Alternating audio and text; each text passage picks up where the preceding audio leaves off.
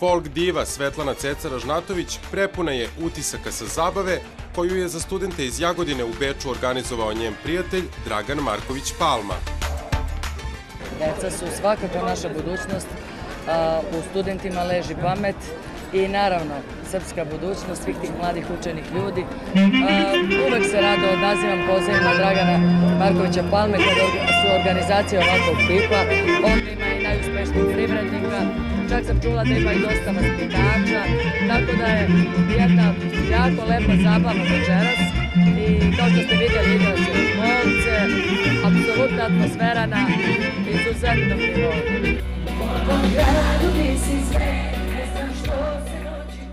Pošto je više puta istakla da žali što nije završila fakultet, zanimalo nas je šta bi studirala da može da vrati vreme. Pa da mogu da vratim vreme, bila bi to ili psihologija ili pedagogija. Njena mama Mira je učiteljica, pa je moglo da se dogodi i da Ceca bude prosvetni radnik. Pa ne znam, ali svakako ja obožavam decu, rad sa decom mi je onako najinteresantniji, pogotovo sa adolescentima.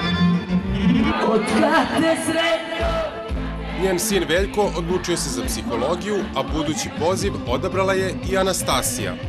Ona želi da studira biznis. Ajmo devojke!